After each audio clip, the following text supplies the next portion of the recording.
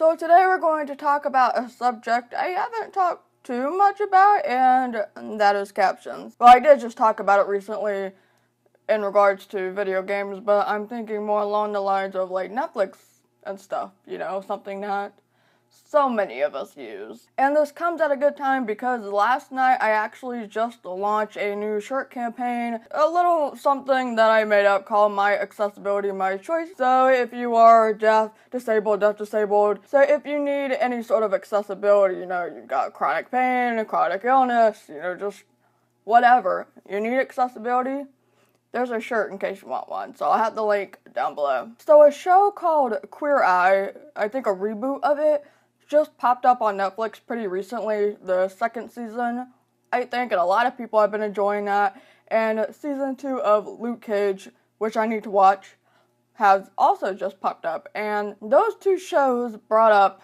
something very interesting, and that is the lack of proper captioning. I think Melissa Thompson, if I'm saying her name incorrectly, I'm sorry, brought it up first while she was watching, or while they were watching the second season of Luke Cage. They noticed that the Jamaican characters, the way that they were speaking Ave and, the dialect, I could be getting these terms wrong. If I am, I'm sorry. But basically, what they were saying, actually, the words that were coming out of their mouth, the captions were not writing exactly what they were saying. So think of it as more of a cleaned up, quote, version of it. Netflix essentially translated it into proper English, and that's a no-no. And then not too long after that, my friend Rogan, who you may know, I've talked about him before, brought up the fact that Queer Eye Season 2 and the captions just aren't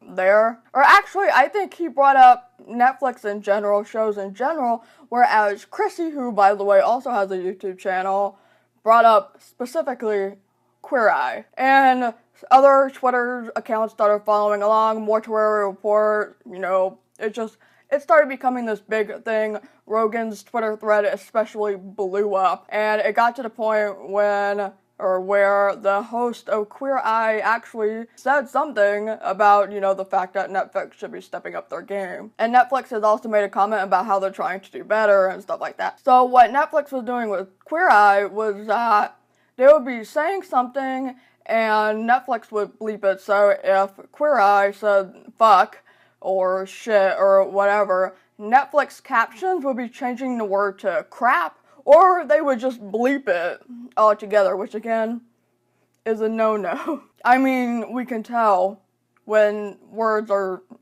they don't match up. I am not a great lip reader. If I lip read, it's an attempt to lip read while also using the hearing that I have left. I'm a terrible lip reader. If you give me no sound whatsoever, I'm really bad at it. But I can tell when something does not match up. If you give me the words to go along with it, I will notice when something does not match up. And honestly, it's just silly. And some people on Twitter were saying, well, what if kids are watching the show? They're saying the word anyway. So are you really right now? They're saying the word out loud anyway. So that's about as much logic as Epic Games and Fortnite right there. And then when it comes to scripted shows like Luke Cage, the law has a very descriptive, concrete way of going about things. So to give a little bit of background information, in 2011, Netflix got hit with a lawsuit, a violation of the ADA, because they weren't captioning their content.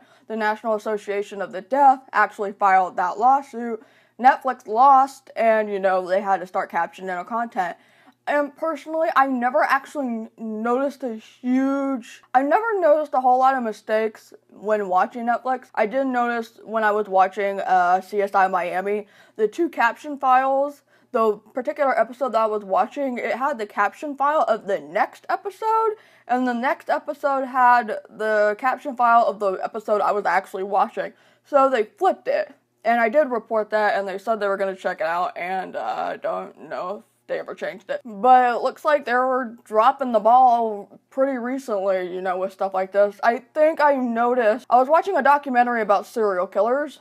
Yes, I'm into the crime stuff. That might scare some people, I don't know. But I was watching a documentary about serial killers, and a lot of the stuff was like paraphrased, if you will, like just tried to shorten it. Now going back to the whole law thing, the ADA and whatnot, the FCC has their standards, and I think even Netflix has their own list of standards, which, hello. And the fact is, if you get a script, the captions have to match the script, and, you know, like, and it's just, you gotta follow what the people are saying. You can't shorten it, you can't try to clean it up, you can't change a specific language or dialect, because one, especially if you're doing it with, like, something like Luke Cage, you look a little racist, first of all. You just can't do it. It's just not accessible. So hearing people get access to that information, and yes, even entertainment is information. You get information from educational documentaries about World War II, and you get educational content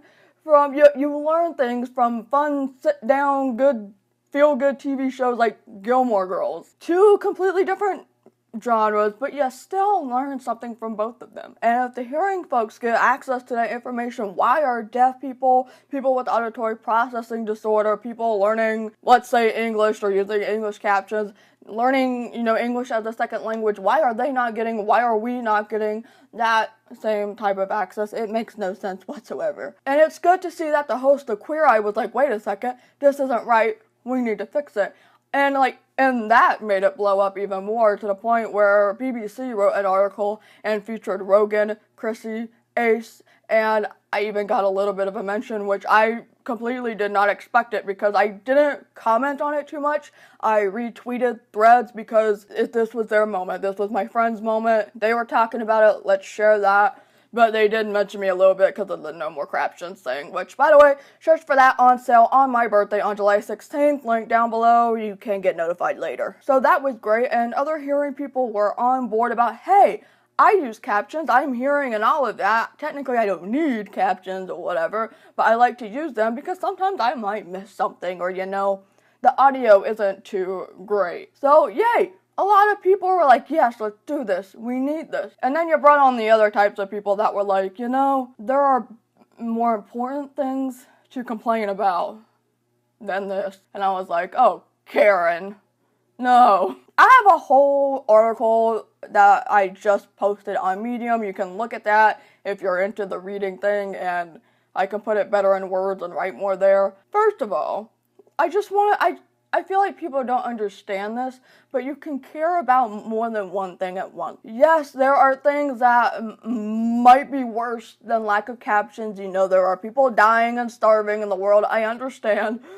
but you can care about both. We're just talking about this specific thing right now. Two, it is important because, one, it's the law.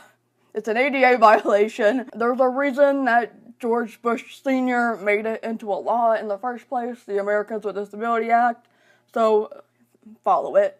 And three, can I just mute anything that you're watching so you know what it feels like? Because I guarantee you that if I was in the same room as someone who said I did not need captions, was complaining about captions and blah blah blah, and I've dealt with that in the past, I guarantee you that if it was muted, if I just muted it and went ha, you know, as a little petty revenge, they would get very upset about that and be like, I have no idea what's going on.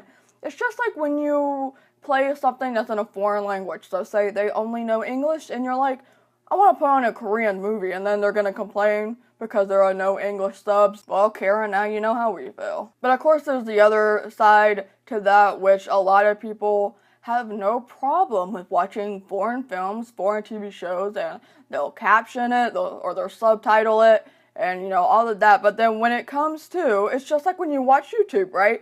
And, like, I know of a particular makeup vlogger who would sometimes make videos in German and would subtitle it into English, but if she makes an English video, which was her primary language on YouTube, she wouldn't caption it, because I don't know why.